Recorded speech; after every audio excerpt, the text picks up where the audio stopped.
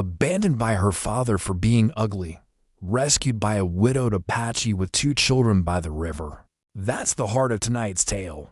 Left on the riverbank, she thought her story had ended.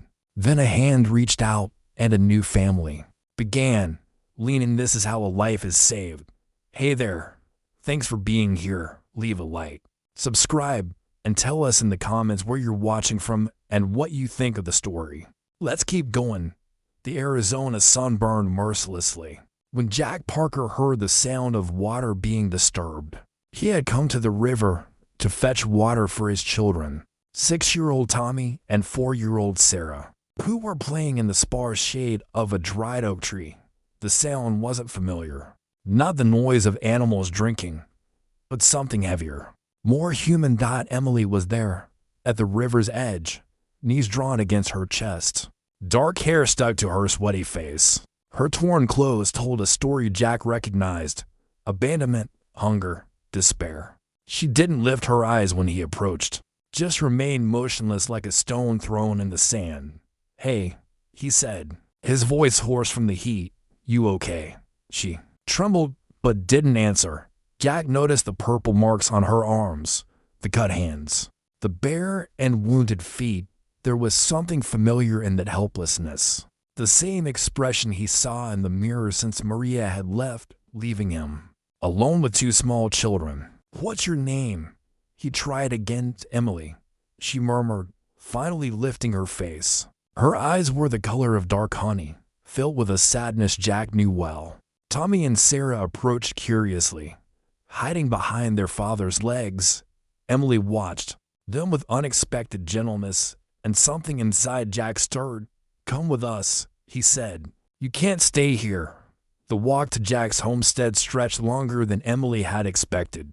Her legs trembled with each step, and she struggled to keep pace with a steady stride. Tommy and Sarah walked between them, stealing curious glances at her torn dress and matted hair. She felt their innocent stares like tiny weights pressing against her chest. "Almost there," Jack said without looking back. His voice carried the kind of gentleness that made Emily's throat tighten. She wasn't used to kindness from strangers. The adobe house emerged from the desert landscape like a mirage, weathered but sturdy. It stood alone against the endless sky, surrounded by a wooden fence that had seen better days. A few chickens pecked at the dry earth, and an old dog lifted its head lazily before settling back into the shade. "This is home," Jack announced, opening the gate. Sarah ran ahead, calling back to Emily, "Come see my doll. Mama made her before." She stopped abruptly, looking at her father with wide eyes. Jack's jaw tightened almost imperceptibly. "Before she got sick," he finished quietly. Emily understood. Loss lived in this house too, settled into the corners like dust. She recognized this familiar ache in the way Jack's shoulders curved slightly forward, and how the children's laughter carried a note of careful restraint. Inside, the house was sparse but clean. A kitchen table dominated the main room, surrounded by mismatched chairs. Children's drawings covered one wall, their bright colors a stark contrast to the muted earth tones everywhere else. Emily noticed a woman's shawl still draped over the back of a rocking chair, as if waiting for its owner's return.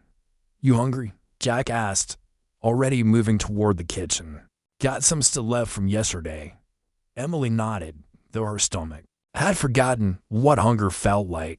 She'd been numb for so long that even basic needs seemed distant, unimportant. But watching Jack ladle the warm broth into a bowl, seeing Tommy set a spoon carefully beside it, she felt something stir inside her chest. "Thank you," she whispered, the words foreign on her tongue. As she ate, the children watched her with fascination, rather than judgment. Sarah brought her doll over, explaining in hushed tones about its torn dress and missing eye. "Papa says broken things can still be beautiful," she said seriously. Emily's spoon paused halfway to her mouth. She looked at this little girl who spoke of brokenness without shame, who offered comfort through a damaged toy. Something cracked open inside her, painful and necessary. "What happened to you out there?" Jack asked later, after the children had been tucked into their beds. Emily stared into her empty bowl, searching for words that wouldn't sound like self-pity. My father, she began, then stopped. He said I was too ugly to keep, sold me to a man who agreed. Jack was quiet for a long moment. When he spoke, his voice was steady. Your father was wrong. The simple statement hung in the air between them. Emily had heard false reassurances before, empty platitudes meant to fill uncomfortable silences. But something in Jack's tone made her believe he meant it. You can stay, he continued. Long as you need to. Emily felt tears burning behind her eyes. She'd cried so much over the years that she thought she'd run dry. But kindness, real kindness, had the power to break through even the strongest walls. Why? She managed to ask. Jack looked toward the children's bedroom, his expression softening. Those kids, they need someone who understands what it's like to hurt. And maybe he paused, meeting her eyes. Maybe we all need someone to save. That night, Emily lay on a makeshift bed in the small spare room, staring at the ceiling. Through the thin walls, she could hear Jack moving quietly in the kitchen, the familiar sounds of someone trying not to wake sleeping children. For the first time in years, she felt safe enough to close her eyes without fear of what morning might bring. Emily woke before dawn to the sound of chickens stirring outside. For a moment, she forgot where she was, panic rising in her chest until she remembered the gentle voice that had said you can stay. The small room felt different in the morning light, not like a prison, but like a cocoon. She dressed quietly in the same torn clothes from yesterday, smoothing the fabric as best she could. In the kitchen, she found Jack already awake, coffee brewing on the wood stove. Dark circles shadowed his eyes, suggesting sleep hadn't come easily for him either morning. He said, glancing up from the newspaper spread across the table, sleep. Okay, better than I have in months, Emily admitted, accepting the cup he offered. The coffee was strong and bitter, but warm. Thank you for everything. Jack nodded. Folding the paper, kids will be up soon. They're early risers. He studied her face in the morning light. We should get you some proper clothes. Can't have you walking around in rags. The word rags should have stung. But coming from Jack, it sounded like practical concern rather than judgment. Emily looked down at her dress, seeing it through his eyes, the torn hem, the stains that told stories she'd rather forget. I don't have any money, she said quietly. Wasn't asking for any. Jack stood, moving to a wooden chest by the window. Maria was about your size. She'd want these used instead of gathering dust. He pulled out a simple blue dress, well made but worn soft with age. The fabric felt like silk between Emily's fingers, though she knew it was just good cotton. It smelled faintly of lavender and something else, the indefinable scent of a life lived with love. I couldn't, Emily whispered. You can, she'd insist. Jack's voice carried quiet conviction. Maria never could stand seeing someone go without when we had plenty. The sound of small feet padding down the hallway interrupted them. Sarah appeared first, her blonde hair tousled from sleep, followed by Tommy rubbing his eyes. They both stopped when they saw Emily, as if remembering she was real and not just a dream from yesterday. Morning, angels, Jack said, scooping Sarah into his arms. Emily's going to stay with us for a while, forever, Sarah asked hopefully. Jack glanced at Emily, who felt her cheeks warm. As long as she wants to. After breakfast, eggs from their own hens and bread that Jack had clearly learned to make out of necessity rather than skill, Emily changed into Maria's dress. It fit perfectly, transforming her from a vagrant into someone who belonged in a family home. When she emerged from her room, Tommy's eyes widened. You look pretty, he said with childlike honesty. The compliment hit Emily like a physical blow. No one had ever called her pretty.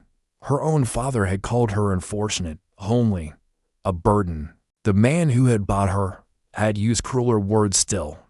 But this little boy, with his gap-toothed smile and grass-stained knees, saw something different. Thank you, she managed, her voice thick. Can you braid hair? Sarah asked, tugging on Emily's skirt. Papa tries, but he's not very good. Emily looked at Jack, who shrugged with embarrassment. I'm better with horses than hair, he admitted. I can try, Emily said, sitting on the porch steps as Sarah positioned herself between her knees. The little girl's hair was fine and soft, slipping through Emily's fingers like spun gold. As she worked, separating and weaving the strands, Emily felt something she hadn't experienced in years: usefulness, purpose. Sarah chattered about her doll, about the chickens, about dreams where her mama came back to visit, all while Emily's hands moved with surprising skill. There, Emily said finally, tying off the braid with a ribbon Sarah had produced from her pocket. Sarah ran to show her father, who examined the neat plate with exaggerated seriousness. Now that's professional work, he declared. Might have to keep you around just for hair duty. The comment was meant as a joke, but Emily felt her chest tighten with something dangerously close to hope. Keep her around. The idea of permanence, of belonging somewhere, was so foreign it frightened her later. While the children played outside, Emily helped Jack with household tasks. She washed dishes while he mended a broken fence post, working in comfortable silence. Through the window, she watched Tommy teach Sarah how to skip stones in a small pond, their laughter carrying on the desert breeze. They're good children, she observed. They are. Jack paused in his work, watching them too. Maria did most of the raising before she got sick. I'm still figuring out how to be both parents. You're doing fine, Emily said, surprised by her own boldness in offering an opinion. Jack looked at her then, really looked, as if seeing her clearly for the first time. You're good with them, he said, natural. Emily's hand stilled in the soapy water. Good with children, natural. More words she'd never heard applied to herself. In her father's house, she'd been kept away from visitors, hidden like a shameful secret. The idea that she might have something valuable to offer, especially to children, was revolutionary. I like them, she said simply. That evening, as Emily helped tuck the children into their beds, Sarah grabbed her hand with small, warm fingers. Will you be here tomorrow? She asked. Emily looked into those trusting blue eyes and felt her heart crack open a little wider. Yes, she whispered. I'll be here. And for the first time in her life, she meant it. 3 weeks passed like pages turning in a book. Emily was afraid to read too quickly. Each morning brought small discoveries: the way Tommy hummed while he fed the chickens, how Sarah insisted on wearing mismatched socks because they're more interesting that way, the precise moment when Jack's coffee was ready. By the sound of the percolator's rhythm, Emily found herself settling into routines she'd never imagined possible. She rose early to start breakfast, braided Sarah's hair while Jack shaved, helped Tommy with his letters after lunch. The children had accepted her presence with the easy adaptability of youth. But Emily remained cautious, waiting for the moment when Jack would realize his mistake and ask her to leave. You don't have to work so hard, he told her one afternoon, finding her scrubbing the already clean kitchen floor. Emily paused, brush in hand. I want to earn my keep. You already do. Jack leaned against the doorframe, his expression thoughtful. More than earn it. But Emily couldn't stop. Work was her armor, her proof of worth. If she stayed busy enough, useful enough, maybe she could postpone the inevitable rejection she'd learned to expect from everyone who'd ever claimed to care about her. The first real test came on a Thursday, when Doc Harrison rode up to deliver medicine for Tommy's lingering cough. Emily had met few people since arriving, and she instinctively retreated to the kitchen when she heard the visitor's voice. That the girl you found by the river? Doc Harrison asked, not bothering to lower his voice through the thin walls. Emily heard Jack's response. Her name's Emily. She's been helping with the children. Mighty charitable of you, Parker, though I suppose you need the help. A pause. She's not much to look at, is she? Plain as brown paper. Emily's hand stilled on the dish towel. There it was, the confirmation she'd been dreading. Even kind-hearted Jack must see her as others did. Ugly. Unwanted. A burden to be tolerated rather than welcomed. Double quotes Doc. Jack's voice carried a warning, edge Emily had never heard before. I'd appreciate you keeping your opinions to yourself. Emily's part of this family. Part of this family. The words hit Emily like a physical blow, but not the painful kind she was used to. This was different, warm and fierce and protective. Didn't mean any offense. Doc Harrison backpedaled, just making conversation. Then let's talk about something else. After the doctor left, Jack found Emily still standing frozen in the kitchen, the dish towel twisted in her hands. You heard, he said. It wasn't a question. Emily nodded, not trusting her voice. What he said was true. Emily finished. I know what I look like. Jack was quiet for a long moment. When he spoke, his words were measured, deliberate. You know what I see when I look at you. Emily shook her head. I see someone who makes my daughter laugh every morning while you braid her hair. Someone who taught my son that reading can be fun instead of a chore. Someone who turned a house back into a home. He paused. Maybe Doc Harrison needs his spectacles checked. That evening, while the children played outside, Emily found herself watching Jack as he repaired a saddle. His hands moved with practiced skill, leather becoming supple under his careful attention. She thought about those same hands pulling her from the riverbank, offering her safety when she'd had nowhere else to turn. Jack, she said suddenly. He looked up, needle suspended mid-stitch. Why did you really bring me home that day? Jack set down his work, considering the question seriously. You want the honest answer? Emily nodded. Because you reminded me of myself after Maria died, lost, broken, figuring out how to keep breathing. He picked up the leather again. And because those kids needed to see that sometimes people save each other, sometimes. That's all we can do, is that what we're doing, saving each other. Jack's smile was small but real. What do you think? Emily looked toward the window where Tommy was teaching Sarah to whistle. Their concentrated faces identical in the golden light.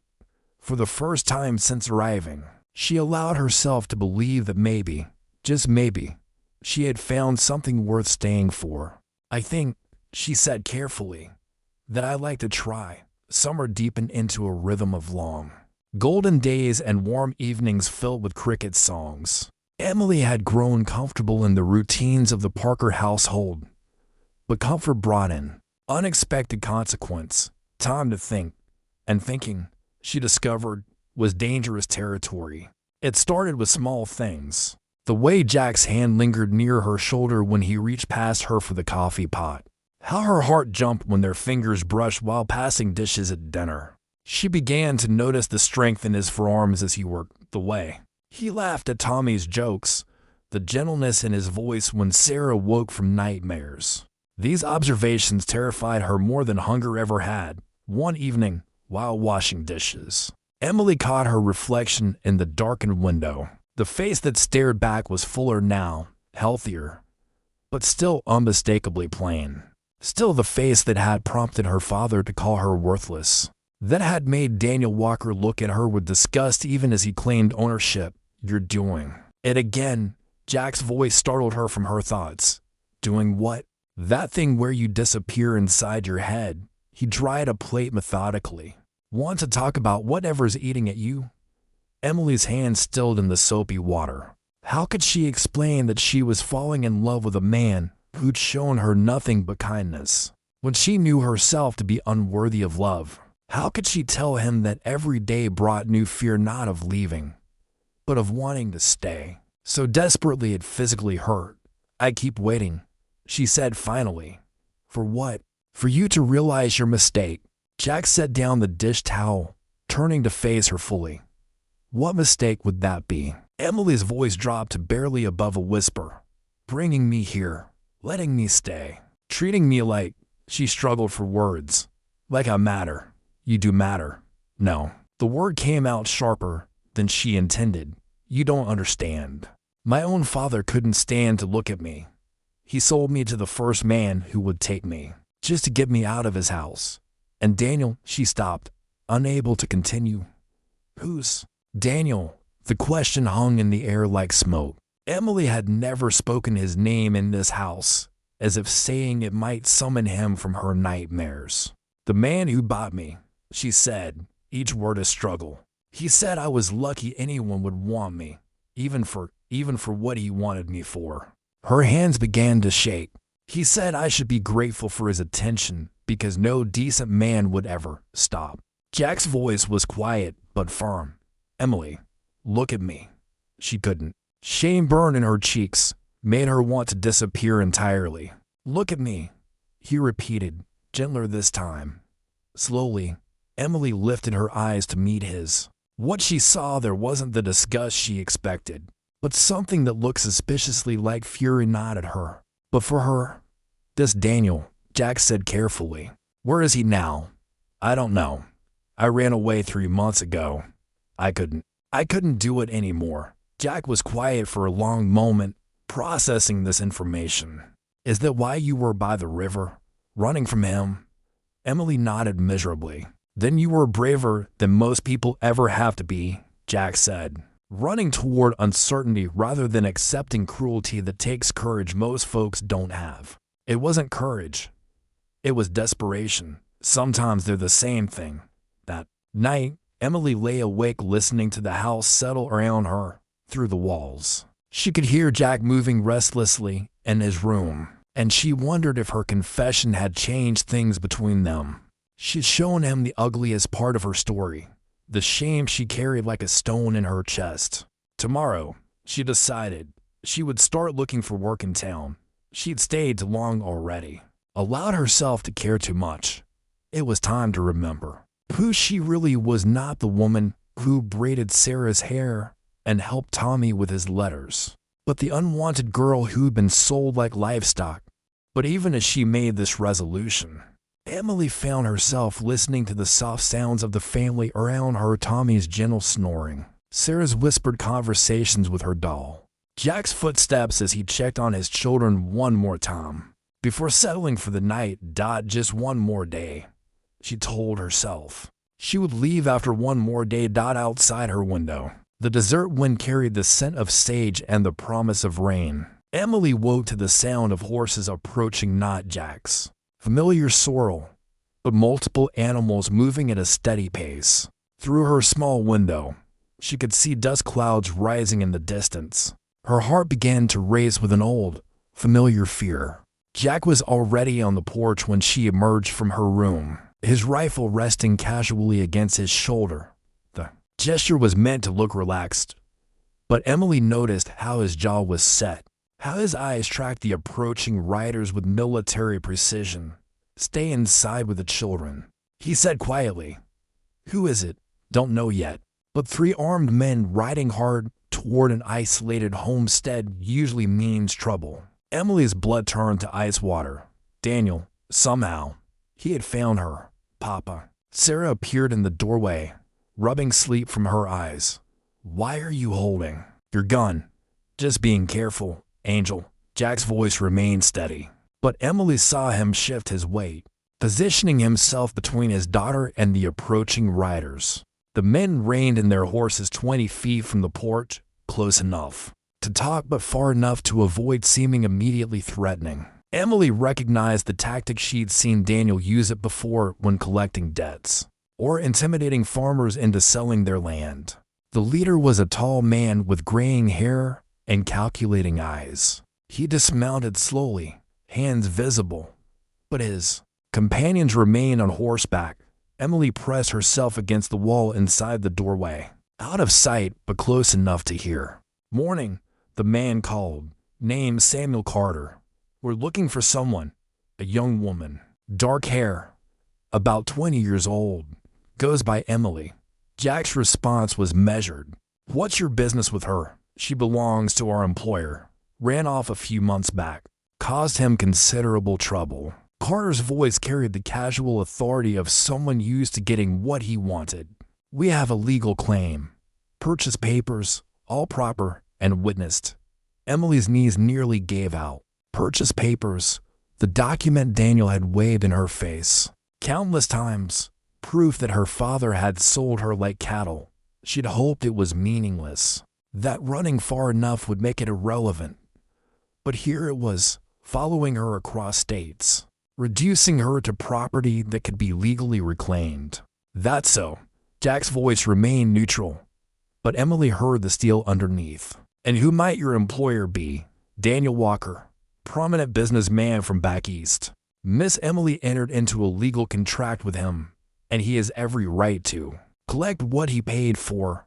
Emily closed her eyes, fighting waves of nausea. She could picture Daniel, probably waiting in some hotel in town, too important to dirty his hands with the actual retrieval of his wayward possession.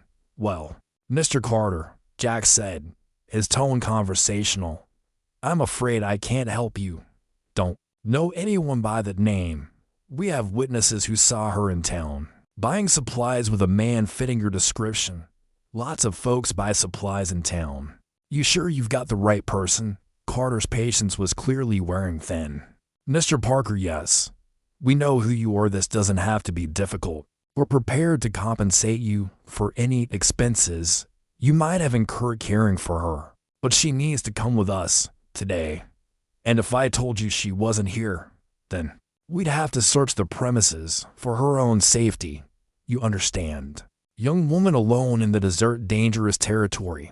The threat was unmistakable. Emily knew these men wouldn't hesitate to tear the house apart, terrorize the children, hurt Jack if necessary. She'd seen Daniel's methods before, the casual violence he employed when people didn't cooperate. She thought of Tommy and Sarah, still in their night clothes, frightened by the tension they could feel but not understand. She thought of Jack standing alone against 3 armed men because of her, because she'd been selfish enough to stay, to pretend she could have a normal life. Give me a minute, Jack called to Carter. Let me check if anyone's here who might know about this Emily person. He stepped inside, closing the door behind him. His eyes found Emily immediately, reading the terror in her face. It's him, isn't it? Jack whispered. Daniel. Emily nodded, unable to speak. Okay. Jack's mind was clearly racing, calculating options. There's a root cellar behind the kitchen. You could... No. The word came out stronger than Emily felt. I won't hide while they threaten your children. Emily, they have legal papers, Jack. In the eyes of the law, I belong to Daniel Walker. Her voice cracked on the words, but she forced herself to continue. I won't let you and the children pay for my freedom. Outside, Carter's voice grew impatient. Time's up, Parker. Emily looked at Jack, memorizing his face, trying to burn the memory of this place, the first place she'd ever felt safe, into her heart. Take care of them, she whispered, reaching for the door handle. But Jack's hand closed over hers, stopping her. Like hell, he said quietly. This is your home now, and I protect what's mine. Jack's words hung in the air like a challenge thrown down. Emily stared at him, her heart hammering against her ribs. What's mine? The phrase echoed in her mind, carrying weight she didn't dare examine too closely. Jack, you don't understand. I understand plenty. His voice was low, determined. I understand that no piece of paper gives any man the right to own another human being. Not anymore. Outside, Carter's boots struck the porch boards with deliberate heaviness. Mr. Parker, we're losing patience. Jack squeezed Emily's hand once, then released it. Stay with the children. No matter what happens, keep them calm. He opened the door and stepped outside, closing it firmly behind him. Emily pressed her ear to the wood, her whole body trembling. Well, Carter demanded, searched the house top to bottom, Jack said easily. No young woman here matching your description. Just me and my children. That's unfortunate. Carter's voice carried cold amusement. Because we're going to need to verify that ourselves. I'm afraid I can't allow that. My children are still sleeping, and I won't have strangers tramping through their home, frightening them. Emily heard the distinctive sound of weapons being readied. Her blood turned to ice. Mr. Parker, Carter said, his tone now openly threatening. You seem like a reasonable man, or veteran. By the look of you, you understand how these things work. We have legal authority here, and we will exercise it. The only question is whether this goes easy or hard. Legal authority, Jack's laugh was bitter. You mean that paper saying one man bought another from her father? That's not legal, friend. That's slavery. And last I checked, we fought a war to end the particular practice. The document is binding, witnessed and notarized. Miss Emily entered into a contract at gunpoint, I'd wager, or under threat of starvation. That's not a contract. That's extortion. Emily's chest tightened. Jack was defending her, but he was outnumbered and outgunned. These men wouldn't hesitate to kill him if he stood in their way. Through the door, she could hear Tommy stirring, probably awakened by the voices. Soon he and Sarah would emerge. Curious and frightened, the thought of them witnessing violence, of Jack being hurt or worse because of her, made something harden inside Emily's chest. She had run once before, choosing uncertain freedom over guaranteed suffering. Now she faced the same choice, but with different stakes. This time, her decision would affect more than just herself. Boys, Carter said, his voice shifting to command mode, search the house. Emily heard Jack's rifle cock. I told you that's not happening. 1 rifle against 3. Parker, you're a brave man, but you're not stupid. Maybe not, but I'm stubborn as hell, and this is my land. The standoff stretched taut as a wire. Emily could picture the scene, Jack standing alone against 3 armed men, protecting a woman who had brought nothing but trouble to his peaceful life. The children he loved were inside, vulnerable. While he risked everything for someone he'd known only a few months, Emily made her decision. She took a deep breath, straightened her shoulders, and opened the door. Enough, she said, stepping onto the porch. Her voice was steadier than she felt. I'm here. Jack spun around, his face a mask of frustration and fear. Emily, get back inside. No. She walked past him. Stopping at the edge of the porch, Carter's cold eyes assessed her like livestock at auction, and she fought not to flinch. I'm Emily Crawford. You're looking for me. Indeed we are. Carter's smile was triumphant. Mr. Walker will be pleased. He's been quite anxious to see you again. Emily's stomach lurched at the implication, but she kept her expression neutral. Fine. I'll come with you. Emily. No. Jack's voice was rough with emotion. She turned to look at him, memorizing his face one more time. It's better this way, for everyone. Sensible girl, Carter said approvingly. Get your things. We leave in 5 minutes. Emily started toward the door, but Jack caught her arm. You don't have to do this, he said quietly. We can fight this. There are lost laws written by men like Daniel Walker, Emily replied. Men who see women like me as property to be traded. She covered his hand with hers. Thank you, Jack, for everything. For showing me what kindness looks like. Behind them, Tommy and Sarah appeared in the doorway. Drawn by the commotion, Sarah was clutching her doll, her blue eyes wide with confusion and fear. Emily. Sarah's small voice cut through Emily's resolve like a blade. Where are you going? Emily knelt down, pulling the little girl into a fierce hug. I have to go away for a while, sweetheart. But you said you'd be here, Sarah whispered against her shoulder. You promised. Emily closed her eyes, feeling her heart break cleanly in two. I know. I'm sorry. When she stood, Jack was watching her with an expression she couldn't read. This isn't over, he said quietly. Carter laughed. I'm afraid it is. Mr. Parker, business concluded. But as Emily walked toward the horses, she heard Jack's voice one more time, carrying clearly across the desert air. Emily, you remember what I told you about broken things? She turned back, confused. His eyes held her steadily. They can still be beautiful, and they can still fight. The ride to town felt like a funeral march. Emily sat rigid on the horse Carter had provided, her hands gripping the reins so tightly her knuckles were white. Behind her, she could feel the Parker homestead growing smaller, taking with it the only happiness she'd ever known. Carter and his men spoke little during the journey, treating her with the casual indifference reserved for cargo. She was property, being transported, nothing more. The familiar dehumanization should have felt normal after years of similar treatment. But something had changed during her months with Jack's family. She'd grown accustomed to being seen as a person, to having her thoughts and feelings matter. The return to objectification felt like a physical wound. The Desert Rose Hotel stood at the center of town. 3 stories of painted wood and false grandeur designed to impress Eastern visitors. Emily's stomach clenched as they approached. Daniel always chose the finest accommodations available, a display of wealth and status that served as both comfort and weapon. 3rd floor, room 12. Carter informed her as they dismounted. "Mr. Walker is expecting you." Emily's legs felt unsteady as she climbed the hotel stairs. Each step carried her further from freedom, closer to a man who had never seen her as anything but property to be used.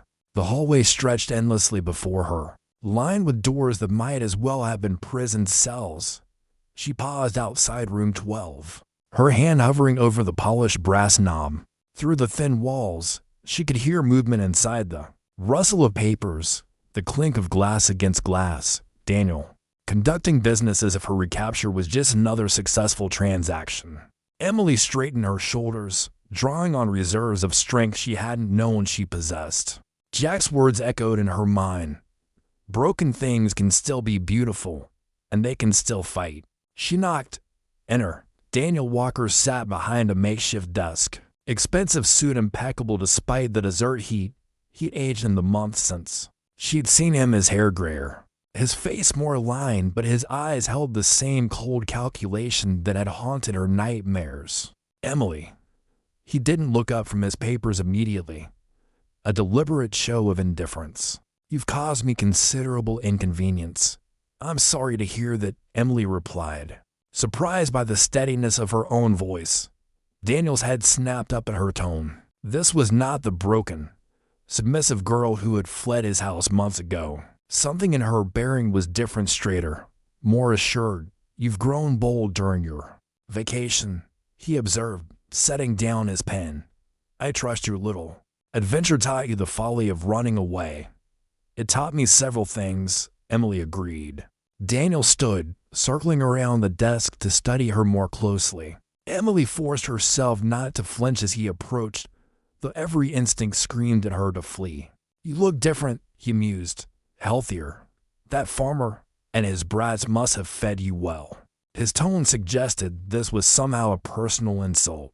"No matter. A few weeks back under proper discipline will restore your perspective." "I'm not going back with you, Daniel." The words hung in the air like a gunshot. Daniel's face went through several expressions: surprise, amusement, and finally, cold fury. "I beg your pardon. I said I'm not going back with you." Emily's voice grew stronger with each word. "I'm not your property. I never was." Daniel's laugh was sharp and humorless. "You seem to have forgotten our arrangement. Your father sold you to me, fair and square. I have the papers to prove it, papers signed under duress. A transaction made between 2 men who had no right to trade in human lives." Emily lifted her chin. "I know what I am now, Daniel. I know what I'm worth." "You're worth exactly what I paid for you, $50 and your father's gambling debts." Daniel's voice turned dangerous. "And you will remember your place." He moved toward her with predatory intent, but Emily didn't retreat. Instead, she thought of Jack's steady presence, of Tommy's gap-toothed grin, of Sarah's trusting hand in hers. She thought of morning coffee and bedtime stories and being called family by someone who meant it. "My place," she said clearly, "is with people who see me as more than a commodity." Daniel's hand shot out to grab her arm, but Emily was ready. She stepped aside, evading his grasp with newfound grace. "Carter." Daniel bellowed. The door opened immediately, revealing that Carter had been listening outside. "The lady seems to have forgotten her manners during her absence," Daniel said through gritted teeth. "Perhaps you could help remind her." Carter stepped into the room, his hand resting casually on his gun. "Now, Miss Emily, let's not make this harder than it needs to be." But Emily was no longer the frightened girl who had once cowered before such threats. She had learned something precious during her time with the Parkers. She had learned to fight for what mattered. "You can threaten me," she said, her voice carrying across the room. "You can drag me away in chains if you want, but you can't make me the same person who ran away from you." "That girl is gone." Daniel's face darkened with rage. "We'll see about that." The confrontation was interrupted by a sharp knock at the door. Daniel's eyes flashed with irritation at the interruption, but he gestured for Carter to answer. "Mr. Walker." A young hotel clerk peered nervously into the room. "There's a gentleman downstairs asking to see you. Says it's urgent business." "I'm occupied." Daniel snapped. "Tell him to make an appointment. He says it's about the Crawford matter, sir. Legal business." Emily's heart skipped. Crawford, her surname. The name she'd almost forgotten after years of being called simply Girl or Emily by Daniel's expression shifted to one of cautious interest. "Send him up." The clerk disappeared, leaving the room in tense silence. Emily remained standing by the window, drawing strength from the sight of the desert beyond. Somewhere out there, Jack was probably explaining to his children why she'd had to leave. The thought made her chest ache, but it also reinforced her resolve. Heavy footsteps echoed in the hallway, followed by another knock. This time, Daniel opened the door himself. The man who entered was tall and distinguished, with silver hair and the bearing of someone accustomed to courtrooms. He carried a leather satchel and wore the kind of expensive suit that suggested success in his profession. "Mr. Walker, I presume." The newcomer's voice was cultured, authoritative. "I'm Samuel Morrison, attorney at law. I believe you have something that belongs to my client." Daniel's confusion was evident. "I'm afraid I don't understand." "What client?" "Morrison's." Gaze moved to Emily, and she saw something unexpected in his eyes: recognition and perhaps sympathy. "Miss Emily Crawford. I represent her interests in this matter." "That's impossible." Daniel sputtered. "She has no money for legal representation. No family willing to." "On the contrary." Morrison opened his satchel and withdrew a thick folder. "Miss Crawford's situation has come to the attention of certain parties who take a dim view of human trafficking, regardless of what paperwork might have been involved." Emily stared at the lawyer, her mind racing. Who could possibly have hired him? She had no money, no connections, no one who would spend their resources on a legal battle for her freedom. "This is preposterous," Daniel declared. "I have legal documentation proving ownership." "Ah, yes, the famous papers." Morrison's tone was dry. "I've had occasion to examine similar documents in the past. Fascinating how often they fail to hold up under proper legal scrutiny." He pulled out a chair and sat down uninvited, spreading papers across Daniel's makeshift desk with casual authority. "Shall we discuss the various legal problems with your claim? Starting with the fact that the sale of human beings has been illegal in this country for quite some time." Daniel's face was turning an alarming shade of red. "The contract is legitimate, signed and witnessed." "By whom?" "Men who owed you money. Men who might have been encouraged to sign whatever you put in front of them." Morrison's eyebrows rose. "And then there's the question of Miss Crawford's age at the time of the supposed transaction. Was she of legal age to enter into any contract? Did she sign willingly, or was she coerced?" Emily found her voice. "I was 17, and I never signed anything willingly." Morrison nodded as if this confirmed his suspicions. "Coercion of a minor. That adds several interesting legal complications to your situation, Mr. Walker." "Who hired you?" Daniel demanded. "Who's paying for all this legal maneuvering?" Morrison smiled, but didn't answer directly. "Let's just say that Miss Crawford has friends she didn't know she had. Friends who believe that every person deserves freedom from oppression." Through the window, Emily caught a glimpse of movement in the street below. Her heart leaped as she recognized a familiar figure: Jack, dismounting from his horse and striding toward the hotel entrance. He'd come for her, but he wasn't alone. Behind him, she could see several other men from town, including Sheriff Reynolds. Whatever was happening here, It was bigger than just one lawyer with a briefcase. Morrison followed her gaze and smiled. "Ah, I believe my associate has arrived, Mr. Walker. I should mention that in addition to the legal challenges to your claim, there are also some questions about your business practices that the local authorities would like to discuss." Daniel moved toward the window, his face paling as he saw the group of men below. "This is a conspiracy." "You can't, Mr. Walker," Morrison interrupted, his voice taking on a steelier edge. "I'm prepared to offer you a simple choice. You can release any claim you believe you have on Miss Crawford, accept a small sum to compensate you for your inconvenience, and leave town quietly. Or you can face a very public legal battle that will examine every aspect of your business dealings, both past and present." Carter shifted nervously by the door, his hand moving away from his weapon. Even he could see the way the situation was shifting. "How much?" Daniel asked through gritted teeth. $50, Morrison replied smoothly. "The exact amount you claim to have paid for her." The irony wasn't lost on anyone in the room. Emily felt a surge of something she'd never experienced before: the sensation of being fought for, of having people willing to stand up on her behalf. Heavy footsteps on the stairs announced Jack's arrival. Emily's pulse quickened as she heard his familiar voice in the hallway, speaking quietly to Sheriff Reynolds. Daniel looked from the window to Morrison to Emily, calculating his options. Finally, his shoulders sagged into defeat. "Fine," he said, barely. $50, and she's your problem.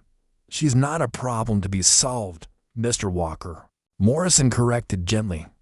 "She's a person to be protected." The hotel room door opened without ceremony, and Jack entered with Sheriff Reynolds close behind. Emily's breath caught at the sight of him, his jaw set with determination, his eyes immediately finding hers across the room. The relief in his expression when he saw she was unharmed was unmistakable. "Gentlemen," Sheriff Reynolds said, his voice carrying official authority, "I understand we have some business to settle here." Daniel straightened, attempting to regain some semblance of control. "Sheriff, this is a private matter, a simple contract dispute, nothing simple about human trafficking." "Walker," Reynolds interrupted, his weathered face showed no sympathy. "Been hearing some interesting stories about your business practices. Figured it was time we had a talk." Morrison stood, extending his hand to Jack. "Mr. Parker, I presume your message reached the right people." Emily stared between the two men, pieces of the puzzle beginning to fall into place. "You hired him?" she asked Jack. Jack shook his head. "Didn't have the money for a lawyer, but I knew someone who did." "Who?" Before Jack could answer, another voice came from the hallway. "That would be me, my dear." Emily turned to see an elderly woman entering the room, elegantly dressed despite the desert setting. Her silver hair was perfectly arranged, and she carried herself with the confidence of someone accustomed to having her wishes respected. "Mrs. Whitmore," Jack said respectfully. "Thank you for coming." Emily recognized the name Adelaide Whitmore, the town's most prominent citizen and the widow of a railroad baron. She was known for her charitable work and strong opinions about social justice. Mrs. Whitmore's sharp eyes assessed the room's occupants before settling on Emily. "So you're the young woman who's caused such a stir," she said, not unkindly. "Jack told me your story. Reminded me of my own daughter. God rest her soul." Daniel stepped forward, attempting his most charming manner. "Mrs. Whitmore, surely a woman of your standing wouldn't involve herself in such sordid—" "Mr. Walker." Mrs. Whitmore cut him off with ice in her voice. "I've spent considerable time and money investigating your background. Would you like me to share what I've learned with the sheriff here?" Daniel's face went pale. "I don't know what you think you've discovered. 3 young women who've disappeared after entering into contracts with you. Several families who claimed their daughters were coerced into agreements they didn't understand. A pattern of predatory behavior that extends across multiple states." Sheriff Reynolds stepped forward, his hand resting on his badge. "That true, Walker? These are baseless accusations, are they?" Morrison pulled out another folder, this one thicker than the first. I have sworn statements from witnesses, documentation of suspicious transactions, testimonies from families. You've torn apart. He looked directly at Daniel. You've been operating what amounts to a slavery ring, using legal documents to legitimize human trafficking. Emily felt the room spinning around her. She wasn't Daniel's only victim. There were others, girls like her, who had been sold, traded, treated as property. The weight of the realization was staggering.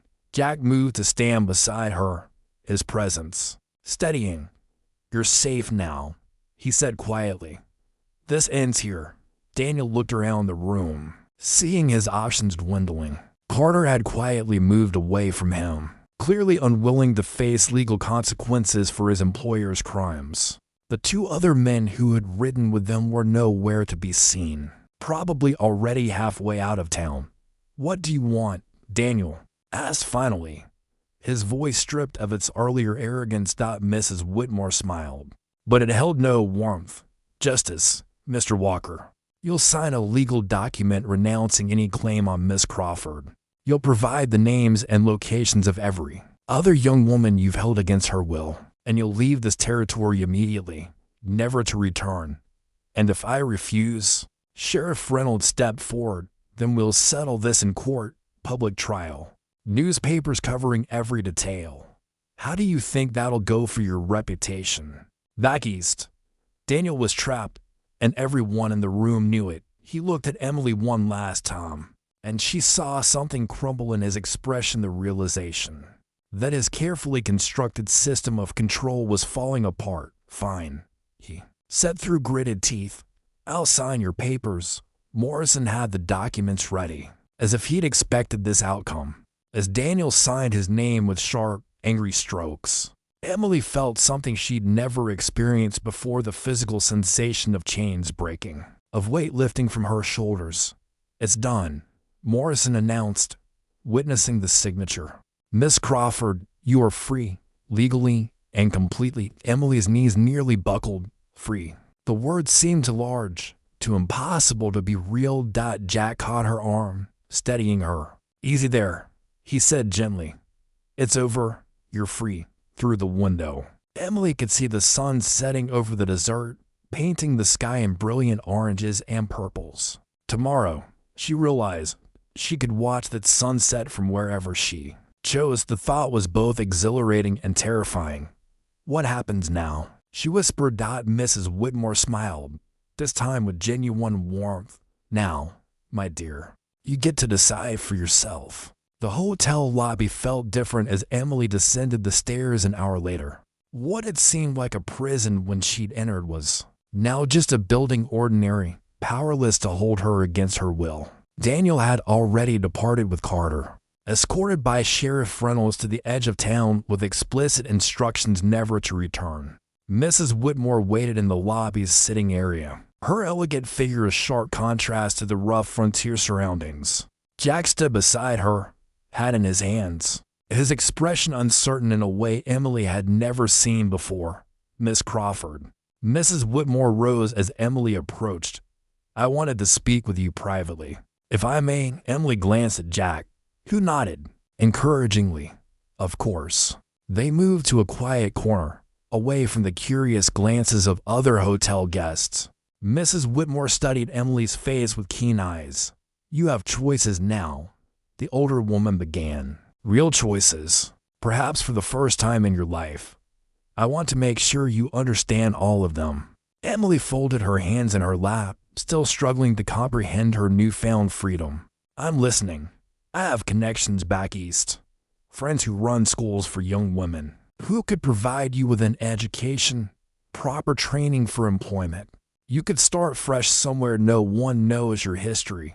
Mrs. Whitmore paused. "Or I could arrange passage to California, where opportunities for independent women are growing. You could build whatever life you choose." The possibility stretched before Emily like an open road. Education, independence, a chance to become someone entirely new. It was everything she'd never dared to dream possible. "That's very generous," Emily said carefully. "But," Mrs. Whitmore's smile was knowing. Emily looked across the lobby to where Jack waited. his back straight but his hands fidgeting with his hat brim through the window. She could see the desert landscape that had become familiar, the direction that led to a small homestead where two children were probably wondering why their father had ridden away so suddenly. "I don't know if I'm ready to leave," Emily admitted. Mrs. Whitmore followed her gaze. "Jack Parker is a good man, lost his wife too young, been raising those children alone. But Emily, you need to be certain of your reasons for staying." "What do you mean? Are you staying because it's what you truly want, or because you're afraid to leave the first place you felt safe?" Mrs. Whitmore's voice was gentle but direct. "There's a difference between choosing a life and settling for one out of fear." The question cut deep. Emily had grown comfortable in the Parker household, had found peace in its routines and warmth. But was it love, or simply relief at being treated with kindness? "How do I know the difference?" Emily asked. "Ask yourself what you want your life to be in 5 years, 10 years. If you could have anything, be anyone, what would that look like?" Emily closed her eyes, trying to envision a future she'd never allowed herself to imagine. She saw herself older, stronger, more confident. But in every version of that future, she found herself looking for familiar faces, Jack's steady presence, Tommy's curious questions, Sarah's trusting smile. "I think," she said slowly, "I want to be somewhere I'm needed, not as property or obligation, but as myself." "And where is that?" Emily opened her eyes, her gaze finding Jack again. He was talking quietly with Morrison now, probably discussing the legal details of her freedom. As if sensing her attention, he looked up, and their eyes met across the room. The smile that crossed his face was soft, hopeful, and entirely without expectation. "I need to talk to him," Emily said. Mrs. Whitmore nodded approvingly. "Yes, I believe you do." Emily crossed the lobby on unsteady legs. Jack straightened as she approached, and Morrison tactfully excused himself. "How are you holding up?" Jack asked. "I'm free," Emily said, as if testing the words. "Actually free, you are. And that means you can go anywhere, do anything." His voice was carefully neutral. "Mrs. Whitmore says she can arrange passage anywhere you want to go." Emily studied his face, looking for signs of what he was feeling. "Is that what you think I should do?" Jack was quiet for a long moment. "I think you should do whatever makes you happy. You've earned the right." "That's not what I asked." Jack's mask slipped slightly, revealing the vulnerability beneath. "What do you want me to say?" "Emily, that I hope you'll come home with me. That Tommy keeps asking when you'll be back to help with his reading. And Sarah won't let anyone else braid her hair." His voice grew rougher. "That the house feels empty without you in it." Emily's heart clenched at the pain in his voice. "Jack, but that's selfish of me," he continued. "You deserve more than settling for the first place that treated you decent. You deserve to see what else is out there, to find out who you really are when you're not just trying to survive." Emily reached for his hand, stilling his nervous movement with a hat. "What if I already know who I am?" He looked up, hope flickering in his eyes. "What if I'm someone who wants to read bedtime stories and braid little girls' hair and share morning coffee with a man who sees me as more than the sum of my scars?" Emily's voice grew stronger with each word. "What if home isn't a place I'm settling for, but a place I'm choosing?" Jack's breath caught. "Emily, I'm free now," she said firmly. "Free to choose. And I choose to come home." The smile that spread across Jack's face was like sunrise after the longest night. The ride back to the homestead felt different from the morning's desperate journey to town. Emily sat beside Jack on the wagon bench, no longer a captive being transported, but a woman returning home by choice. The desert stretched around them, vast and open, and for the first time, its emptiness felt like possibility rather than isolation.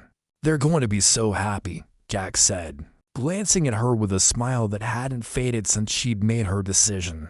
"Sarah's been sitting by the window all afternoon, watching for us to come back."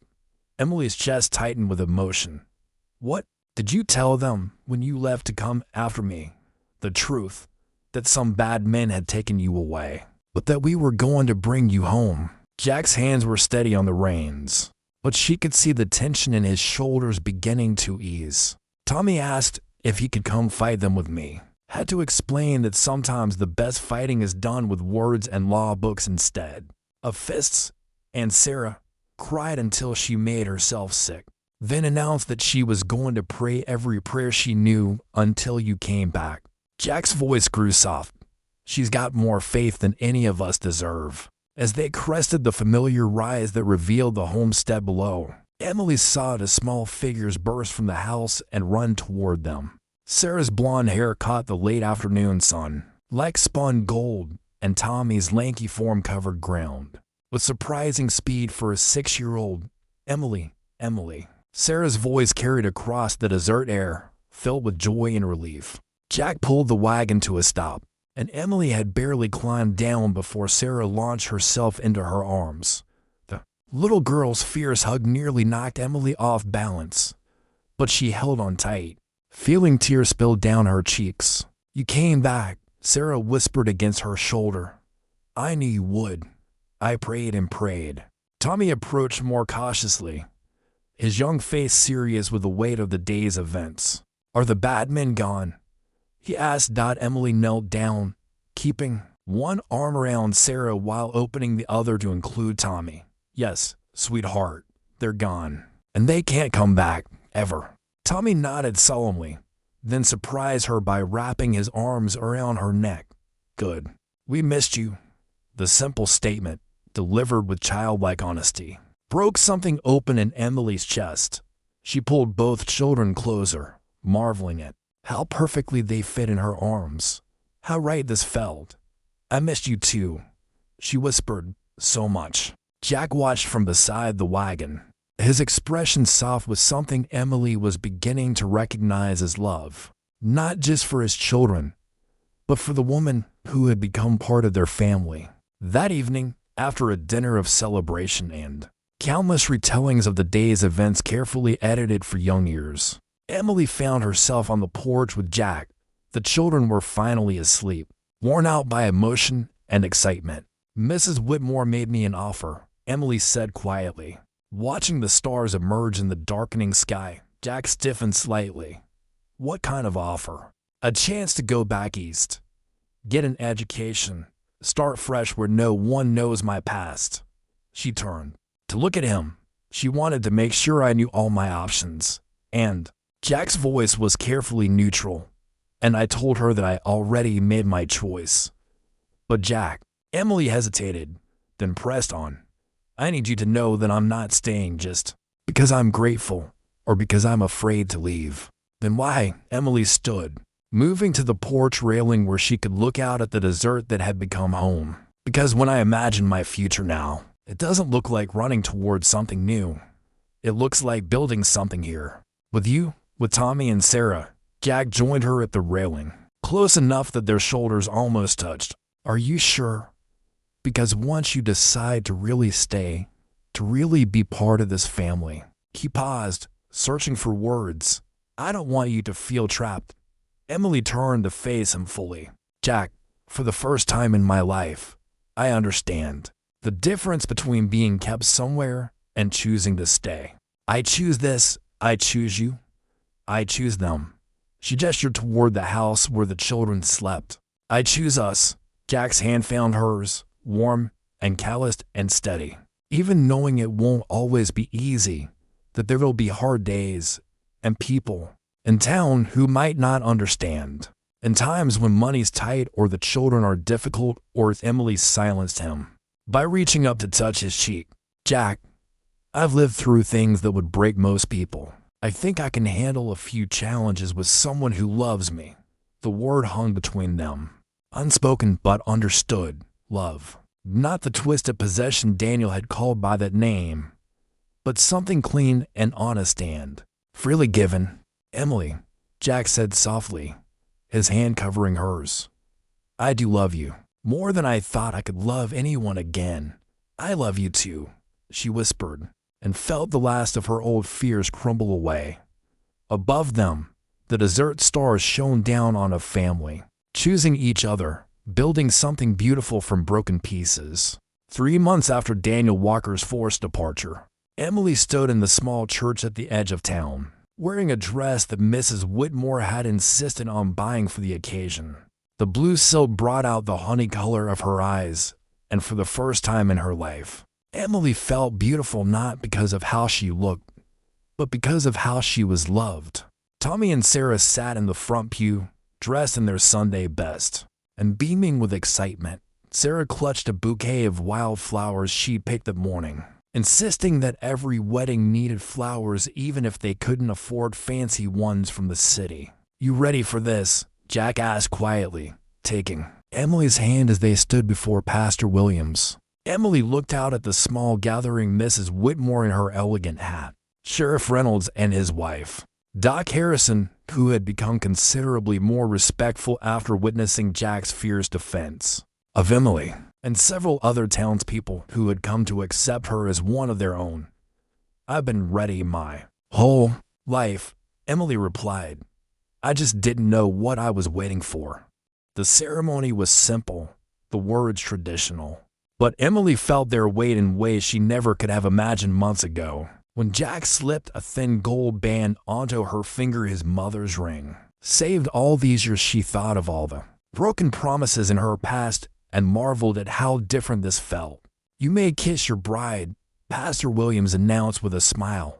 Jack's kiss was gentle, reverent, and when Sarah's delighted giggle broke them apart, Emily realized she was crying not from sadness or fear, but from pure joy, the celebration. Afterward was modest but heartfelt. Mrs. Whitmore had arranged for a small cake, and the church ladies had contributed a potluck supper. Emily moved through the reception in a daze of happiness, accepting congratulations and well wishes from people who had once looked at her with suspicion. Mrs. Parker, Doc Harrison approached with his wife, both looking somewhat sheepish. "I owe you an apology for my earlier comments. Jack's a lucky man," Emily accepted graciously, understanding that change came slowly to small towns, but appreciating the effort nonetheless. As the evening wound down, the new family of four returned home together. Tommy and Sarah chattered excitedly about the day, while Emily and Jack listened with matching smiles. "Can we call you Mama now?" Sarah asked as Emily tucked her into bed. The question stopped Emily's breath for a moment. "If you want to, sweetheart, I want to," Sarah said firmly. "You're our mama now. The kind that stays." Emily kissed Sarah's forehead, her heart so full it ached. "The kind that stays," she agreed later, as she and Jack sat on their porch in comfortable silence. Emily reflected on the journey that had brought her here. From the broken girl by the river to a woman with a family, a home, a future it seemed impossible that it was all real. "Regrets?" Jack asked, as if reading her thoughts. Emily considered the question seriously. The pain of her past would always be part of her story, but it had led her here, to this moment, to these people she loved beyond measure. "None," she said firmly. "Not a single one." Jack squeezed her hand. "Good. Because I plan to spend the rest of my life making sure you never have any." "That's a big promise." "Mr. Parker." "I'm good for it." "Mrs. Parker." The name still felt new on her tongue, but Emily savored it. Mrs. Parker, wife, mother, woman. All the things she'd never dared dream she could be inside the house. She could hear the children settling into sleep, safe and loved. Tomorrow would bring new challenges, new joys, new opportunities to build the life she'd chosen. But tonight, Emily Parker sat on her porch beside her husband, watching the stars emerge over the desert she now called home, and felt truly free. For the first time in her life, 1 year later, Emily stood by the same river where Jack had found her, but this time she wasn't alone. Sarah sat beside her on the grassy bank, weaving wild flowers into a crown while Tommy skipped stones across the water's surface. The autumn sun was warm on Emily's face, and her hand rested protectively over the gentle swell of her belly. The baby would come in spring. "Mama, tell us the story again," Sarah requested, not looking up from her flower crown. "About how Papa found you here." Emily smiled, watching Tommy's newest stone skip 3 times before sinking. Which part do you want to hear? The part where you were scared, but Papa wasn't. Tommy called over his shoulder. And the part where you came home with us and never left, Sarah added. Emily settled more comfortably on the blanket Jack had spread for them. These requests for the story had become frequent over the past months, as if the children needed to hear again and again how their family had come together. Well, Emily began, her voice taking on the rhythm of a familiar tale. Your papa came to this very spot to get water, just like we're doing today. And he found a very sad, very lost young woman who thought she didn't belong anywhere in the world. That was you, Sarah said with satisfaction. That was me. And do you know what your papa did? He asked if you were okay. Tommy recited, having heard the story dozens of times. He did. And then he said the words that changed everything. Emily paused, remembering that moment with crystal clarity. He said, "Come with us. You can't stay here." And you came home. Sarah finished happily. I came home, Emily agreed, though she knew now that it had taken much longer than that single day to truly understand what home meant.